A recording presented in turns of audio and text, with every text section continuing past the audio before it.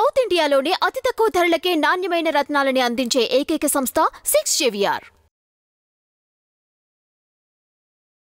జీవితమే చదరంగం కార్యక్రమం ద్వారా మీ సమస్యలకు పరిష్కార మార్గాన్ని తెలియజేసే ప్రయత్నం చేస్తాం.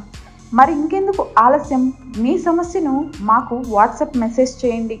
మా నెంబర్ 7799789788. గుర్తుంచుకోండి, కేవలం వాట్సాప్ మెసేజ్ మాత్రమే చేయండి, కాల్స్ చేయొద్దు. మీ వివరాలు గోప్యంగా ఉంచబడతాయి. నా పేరు బాలరాజండి. మాది స్వగ్రామం వచ్చరికి సిద్దిపేట దగ్గర. నేను వచ్చరికి బట్టల వ్యాపారం చేస్తాను. ఎక్కడ ఊర్లోనే చేస్తున్నారా? సిద్దిపేటలో చేస్తారా? సిద్దిపేటలో చేస్తాను. సిద్దిపేటలో విలేజ్ టౌన్కి వచ్చి అక్కడ స్థిరపడ్డాను. మాకు కొంచెం పొలాలు ఉన్నాయి, వ్యవసాయ భూములు ఉన్నాయి, కొంచెం కౌలుకి ఇస్తాం. వచ్చిన ఆదాయంతో ఇటు వ్యాపారాలు చేస్తామని వచ్చాం సిటీకి. ఇక్కడ సెటిల్ అయిపోయింది సిద్దిపేటలో. జరిగింది ఏంటంటే, ఒక అమ్మాయి నాకు ఫేస్బుక్ ద్వారా పరిచయం. ఫేస్బుక్ ద్వారా మీకు వయసు ఎంత ఉంటుందండి? నాకు దగ్గర దగ్గర 40 సంవత్సరాలు. పెళ్లి జరిగిందా? పెళ్లి జరగలేదు. అన్మ్యారీడ్ మీరు? చక్కగా అందంగా బాగుంటది, నన్ను కూడా అభిమానిస్తుంది. ఆమె కూడా మ్యారేజ్ చేసుకోలేదు, చేసుకుని అయిందో తెలియదు, నాకైతే వ్యక్తిగతంగా తెలియదు. అభిమానంగా బాగా మాట్లాడుతుంది, స్నేహంగా. కొంచెం ఇద్దరం దగ్గరగా హోటల్కి వెళ్తాం, కూర్చుంటున్నాం, భోజనానికి వెళ్తాం. అమ్మాయి వివరాలు ఏం చెప్పలా మీకు? వివరాలు చెప్పలేదు నాకు. మీకు అనుమానం రాలేదా? వాళ్ళు వేరే ఊర్లో ఉన్నారు. వివరాలు ఎందుకు చెప్పట్లేదు? ఆమె చెప్పలేదు. ఆమె స్నేహంతో అంతా బాగుంది, చక్కగా మేము హోటల్స్ కడిగి వెళ్తున్నారు. సొంత భార్యాభర్తలాగా ఉంటున్నాం అనుకోండి. నాకు డబ్బులు ఉన్నాయి కదా, ఆ అమ్మాయికి ఏం కావాలో మేము చూస్తున్నాం. శారీస్ కొని పెడుతున్నాను, బట్టలు కొని పెడుతున్నాను. ఏం కావాలని నాకు బట్టల షాపే, ఆమె ఏం కావాలో ఆమె కోరికని తీరుస్తున్నా. మరి ఏమనుకుందో ఏమో కానీ నన్ను దగ్గరకు తీసుకుంది అని నేను అనుకున్నా. నాకు భార్యగా చేసుకుందాం అనుకున్నాను. తర్వాత ఒక అమ్మాయి ఒక వ్యాప్ ద్వారా పెట్టుబడి పెడితే మనకి ఇంకా డబ్బులు వస్తాయని చెప్పింది. నేను కూడా నమ్మాను, కొంత పెట్టుబడి పెట్టాను. ఆమె చెప్పిన చేసిన దాంట్లో కొన్నాళ్ళ దాకా కొంత డబ్బు వస్తుంది, వచ్చిన దాంట్లో పెట్టాను. అమ్మాయికి ఇచ్చారు. ఏం యాప్స్ అండి అవి? Betting apps.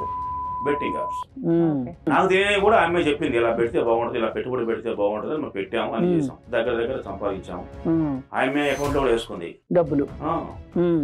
తర్వాత ఏమనుకుంది ఏమో కానీ మళ్ళీ పెట్టుబడి పెడుతుంటే ఈ యొక్క బెట్టింగ్ యాప్ల్లో డబ్బులు పోతున్నాయి. మళ్ళీ నాకు రిటర్న్ రావట్లేదు. వాళ్ళ దగ్గరే నేను అప్పు తీసుకోవాల్సి వస్తుంది. అప్పు తీసుకొని మళ్ళీ ఆడుతున్నారు. అమౌంట్ పెట్టిన తర్వాత అవి ఇంక వెనక్కి రాలేదు.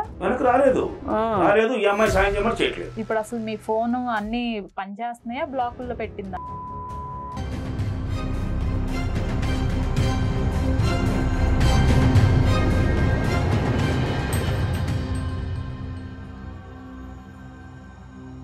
నమస్తే అండి, వెల్కమ్ టు జీవితమే చదరంగం. మనతో పాటు family counsellor, social activist, political analyst Shri Krishnakumari garu ఉన్నారు. మేడం నమస్తే. మేడం, బాలరాజు సిద్దిపేట నుంచి వచ్చారు. ఈ మధ్య చాలా మంది ఫేస్ చేస్తున్న ప్రాబ్లం తో వచ్చారు మేడం మన ముందుకి. బాలరాజు గారు, మేడం కి ఏం జరిగింది అనేది ఒక్కసారి ఎక్స్ప్లెయిన్ చేయండి. నమస్తే మేడం. నమస్తే, చెప్పండి. నా పేరు బాలరాజు అండి. మాది స్వగ్రామం వచ్చరికి సిద్దిపేట దగ్గర. నేను వచ్చరికి బట్టల వ్యాపారం చేస్తాను. ఎక్కడ ఊర్లోనే చేస్తున్నారా? సిద్దిపేటలో చేస్తారా? సిద్దిపేటలో విలేజ్ టౌన్కి వచ్చి అక్కడ స్థిరపడ్డాను. మాకు కొంచెం పొలాలు ఉన్నాయి, వ్యవసాయ భూములు ఉన్నాయి, కొంచెం కౌలుకి ఇస్తాం. వచ్చిన ఆదాయంతో ఇటు వ్యాపారాలు చేస్తామని వచ్చాం సిటీకి. ఇక్కడ సెటిల్ అయిపోయింది సిద్దిపేటలో. జరిగింది ఏంటంటే, ఒక అమ్మాయి నాకు ఫేస్బుక్ ద్వారా పరిచయం. ఫేస్బుక్ ద్వారా మీకు వయసు ఎంత ఉంటుందండి? నాకు దగ్గర 40 సంవత్సరాలు. పెళ్లి జరిగిందా? పెళ్లి జరగలేదండి. అన్మ్యారీడ్ మీరు?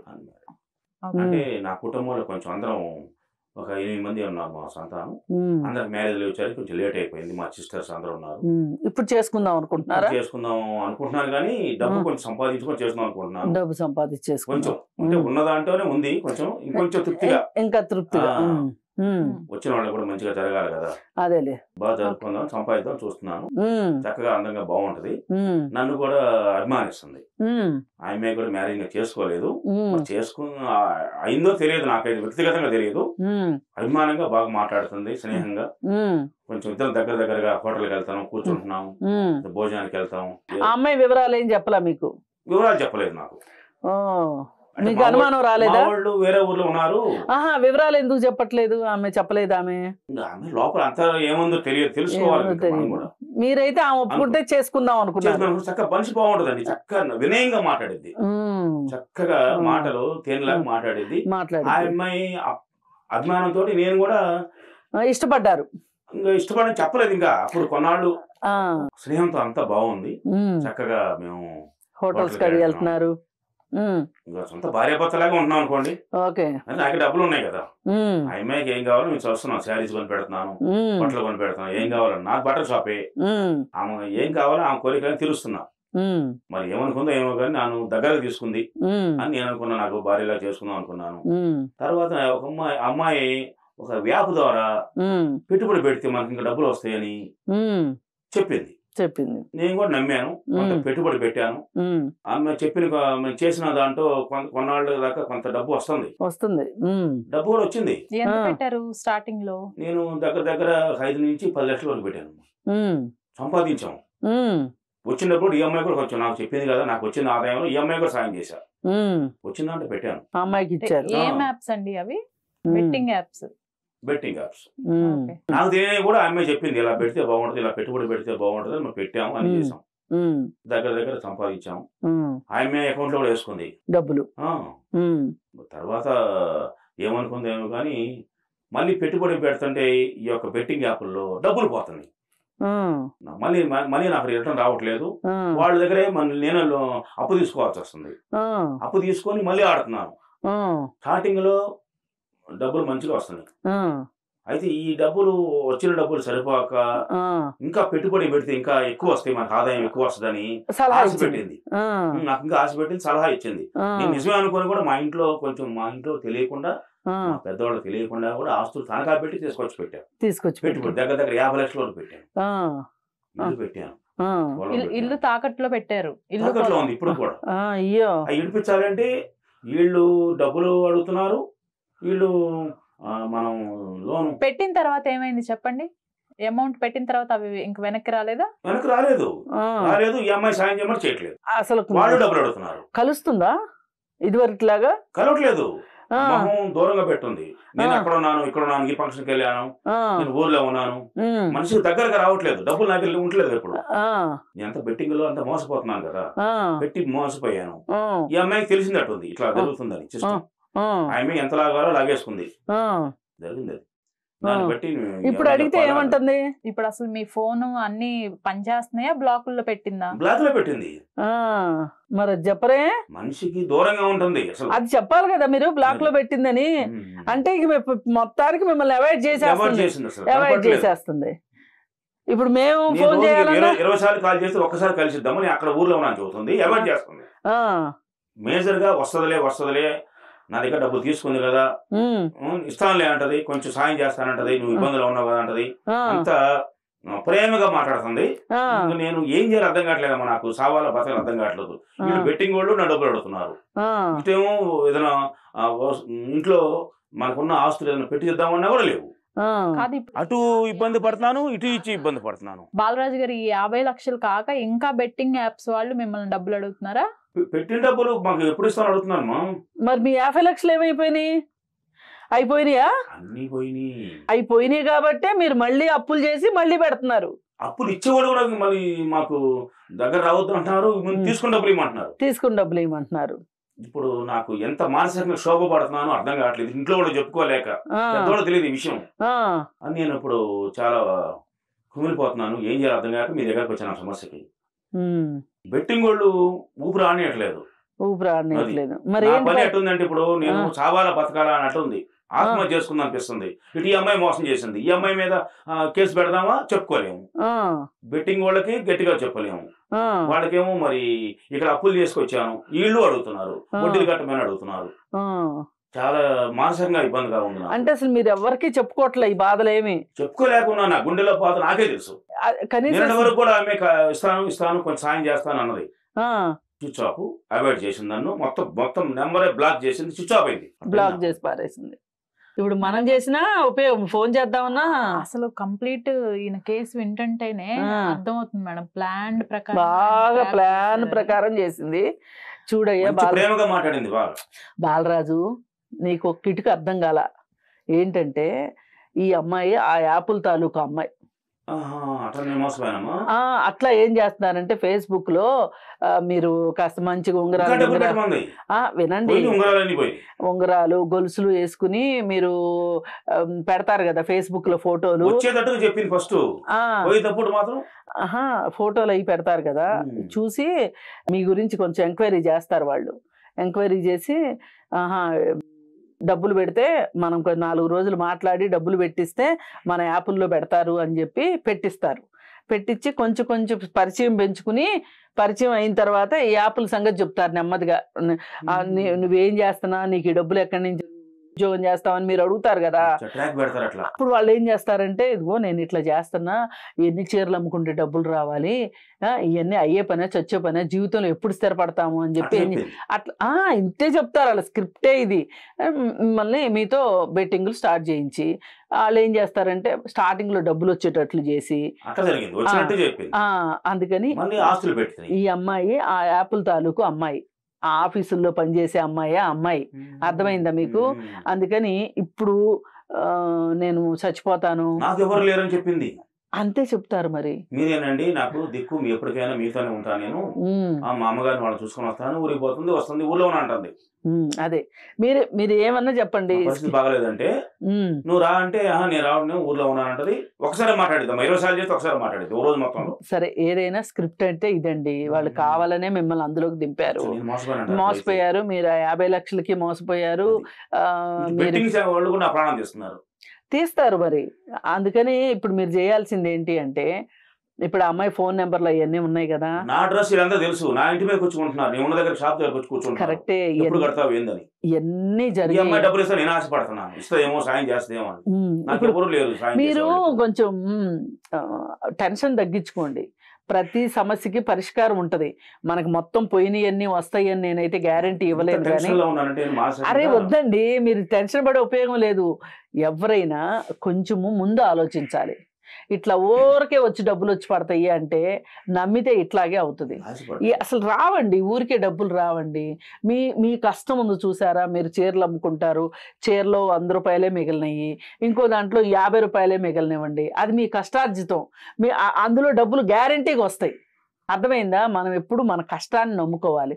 ఇట్లా అడ్డదారుల్లో డబ్బులు వస్తాయి అంటే ఇట్లాగే జరుగుతుంది. సరే, జరిగింది ఏదో జరిగిపోయింది, ఉంటది. మరి ఏం చేస్తాం? మీరు ఎంతో ఆశ పెట్టుకుని ఇక్కడ దాకా వచ్చారు.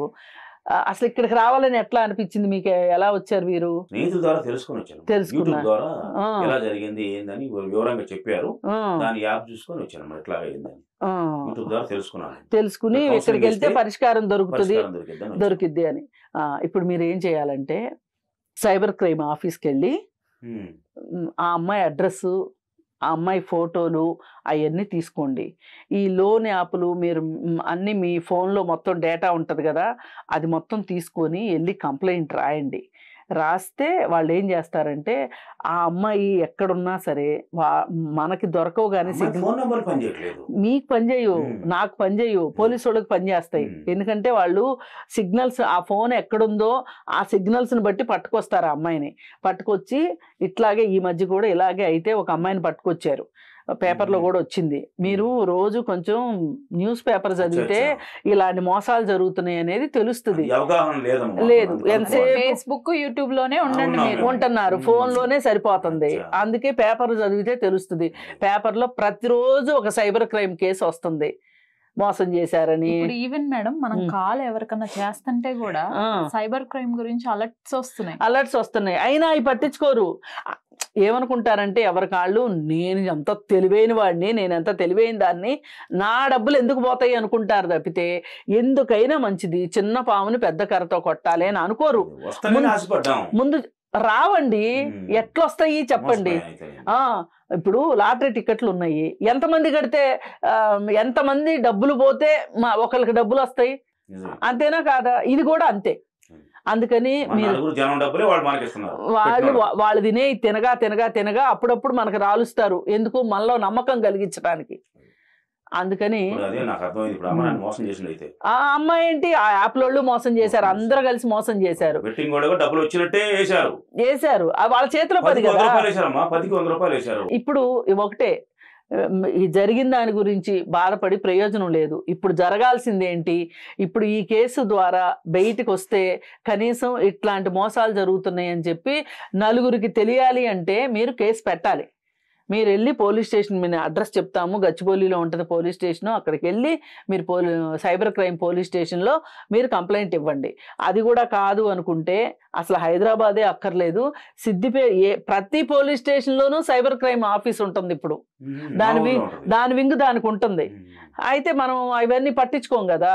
ఇప్పుడు మీ ఊరెళ్ళి, అంటే మీ ఊరు పోలీస్ స్టేషన్లో కేసు పెడితే అందరికీ తెలుస్తుంది అని మీకు బాధ ఏమన్నా ఉంటే, ఏమన్నా కొంచెం ఫీల్ అవుతుంటే గనక హైదరాబాద్కి వెళ్ళి సైబరాబాద్ కమిషనరేట్ పోలీస్ స్టేషన్లో సైబర్ క్రైమ్స్ ఆఫీస్కి వెళ్ళి మీరు కేసు పెట్టండి. మీరు చేయాల్సిందల్లా ఆ లోన్ యాప్లు ఏవైతే ఉన్నాయో వాటి వివరాలు, అలాగే ఆ అమ్మాయి ఫోన్ నెంబరు, ఫోటో ఇస్తే వాళ్ళు ట్రాక్ చేస్తారు. ఆ అమ్మాయి ఎక్కడుంది ఏంటి అనేది ట్రాక్ చేసి పట్టుకొస్తారు. మీకు మీ డబ్బులన్నీ తిరిగి వస్తాయి అనే నమ్మకం అయితే, గ్యారంటీ అయితే నేను ఇవ్వలేను. ఎంతో కొంత అయితే వాళ్ళు రికవరీ చేసి పెడతారు. అవసరమైతే నేను కూడా ఫోన్ చేసి మాట్లాడతాను. కానీ ఇంకొకసారి మట్టుకు ఇట్లాంటి బుద్ధి తక్కువ పని మట్టుకు చేయకండి. ఇప్పుడు మీకు కావాల్సింది ఏంటంటే, మీరు మనసుని స్వాధీనంలోకి తెచ్చుకోండి. బాధపడటం ఆపేయండి. ఇప్పుడు బాధపడితే ఏమొస్తుంది? బాధపడితే ఏమి రాదు. ఇప్పుడు నాకు ఇంకొక డౌట్ ఉంది. ఇప్పుడు ఈ బెట్టింగ్ యాప్స్ వాళ్ళు వెనకబడుతున్నారు డబ్బులు కట్టమని అని చెప్తున్నాడు. వాళ్ళని ఎలా ఆపచ్చు? కంప్లైంట్ రిజిస్టర్ చేసేస్తే వాళ్ళకి ఫోన్ చేసి వాళ్ళు మాట్లాడతారు. ఓకే. అసలు ఎన్నో బెట్టింగ్ యాప్లని నిషేధించినాయి, మళ్ళీ పుట్టుకొస్తున్నాయి యాప్లు. అందుకని ఏంటంటే, ఇది మనకు కావాల్సింది ఏంటంటే ప్రజల్లో అవేర్నెస్ కావాల్సింది. వాళ్ళు పుట్టుకొచ్చారు, వాళ్ళు ఈగలు తోలుకుంటా కూర్చోవాల్సిందే. కానీ అసలు వాళ్ళకి ఒక పర్టికులర్గా ఒక ఆఫీసు ఇట్లా ఉండదు, మనం వెళ్ళి పట్టుకుంటామని. రిజిస్టర్డ్ ఆఫీసులు ఉండవు వాళ్ళకి. వాళ్ళు మనం పట్టుకోవటం కష్టం. అది కేవలం పోలీసులు మాత్రమే పట్టుకోగలుగుతారు. అందుకే మనం వాళ్ళకి దైవాధీనం అని కేసు వాళ్ళకి అప్పచెప్పిన తర్వాత వస్తాయి. మొన్న మట్టుకు చాలా డబ్బులు వచ్చినాయి, ఇప్పించాము అని చెప్పి పేపర్లో వేశారు. అదృష్టానికి మీకు కూడా కొన్ని డబ్బులన్నా వచ్చినాయి అనుకోండి, మీరు బయట కూడా కొన్ని అప్పులు చేశారు కదా, అందిన దగ్గరలా అందినట్టు వాళ్ళకన్నా తీర్చుకోవటానికి ఉంటుంది. మీరు ఒకటే పోలీస్ స్టేషన్కి వెళ్ళి, నాకు రక్షణ కావాలండి, వాళ్ళు నన్ను చంపేస్తామని బెదిరిస్తున్నారు, మళ్ళీ పైగా నా ఫోటోలు వేరే వాళ్ళకి మార్ఫింగ్ చేసి వేరే వాళ్ళకి పెడతానంటున్నారు. వీళ్ళు ఏం చేస్తుంటారంటే, మెడలో ఒక ఫోటో వేసి, నేను దొంగని, నన్ను నమ్మకండి, నేను మోసం చేశాను, నేను అప్పు తీసుకుని అప్పు తీర్చలేదు అని చెప్పి ఒక ఫోటో తయారు చేసి గ్రాఫిక్స్ ద్వారా, మార్ఫింగ్ ద్వారా వీళ్ళ మెడలో వేసి, ఫస్టే ఏం చేస్తారంటే వీళ్ళ కాంటాక్ట్స్ అన్ని వాళ్ళు తీసుకుంటారు, పర్మిషన్ తీసుకుంటారు. ఇప్పుడు మన కాంటాక్ట్స్ అన్నీ వాళ్ళకి ఇవ్వక్కర్లా, నా కాంటాక్ట్స్ మీరు తీసుకోవచ్చు అని చెప్పి ఎక్కడో వీళ్ళ చేత ఏదో టిక్ పెట్టి ఇచ్చేసుకుంటారు. కాంటాక్ట్స్ వాళ్ళకి వెళ్ళిపోయినప్పుడు ఏం చేస్తారంటే, ఈ కాంటాక్ట్స్లో ఉన్న వాళ్ళందరికీ ఫోన్ చేసి చెప్తారు, ఇతను డబ్బులు ఎగ్గొట్టాడు, ఇప్పుడు ఇతను అనుకుంటున్నాడు ఎవరికి తెలియదు ఈ విషయం అనుకుంటున్నాడు. వాళ్ళ చుట్టాలందరికి ఫోన్లు వచ్చే ఉంటాయి. ఫేస్బుక్లో అదే వాట్సాప్లో ఫోటోలు వచ్చేసి ఉంటాయి. ఫైనాన్షియల్ ఫ్రాడ్ అని చెప్పి రాసి బోర్డులు కట్టి మెడలో పంపిస్తుంటారు. అసలు ఇంకా మీకు అక్కడ దాకా అనుభవం కాలేదనుకుంటా. ఏంటంటే చచ్చిపోయినట్లుగా, ఈ అప్పులు కట్టలేక సూసైడ్ చేసుకున్నట్లుగా ఈ మనిషిని శవంలాగా క్రియేట్ చేసి వాళ్ళు, అంటే మనిషిని ఎంత టార్చర్ చేస్తారంటే వాళ్ళు, మానసికంగా వాడు చచ్చిపోవాల్సిందే, చచ్చిపోయి ఎక్కడైనా సరే అప్పులు తీసుకొచ్చి వీళ్ళకి కట్టాల్సిందే. ఆ విధంగా వాళ్ళు మానసికంగా టార్చర్ పెడతారనమాట. అందుకే అందుకే వీళ్ళు ఇంత బలహీనం అయిపోతారు. ఇది ఒకళ్ళకి చెప్పుకునే బాధ కాదు, వాళ్ళని వాళ్ళు సమర్థించుకునే బాధ కాదు. ఇంకా వస్తాయి అని మళ్ళీ పెట్టి మొత్తం అడుక్కు తినేటట్లు చేస్తారు.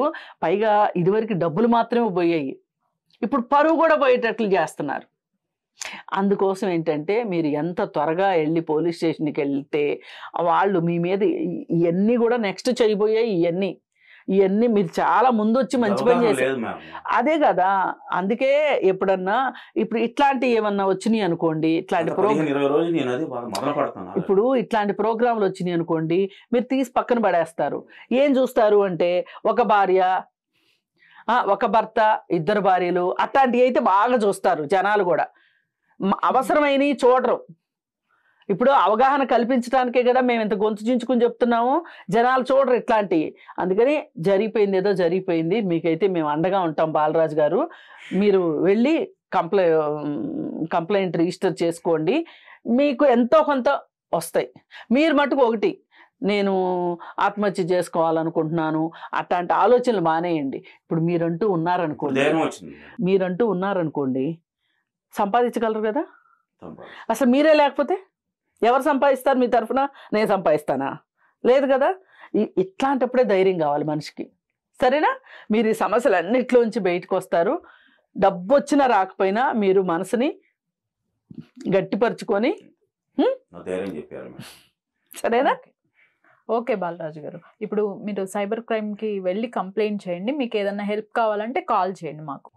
ఓకే, గచ్చిబౌలిలో మీకు అన్ని డీటెయిల్స్ అన్ని పంపిస్తాను నేను మీకు details. Okay madam, thank you madam. Thank you.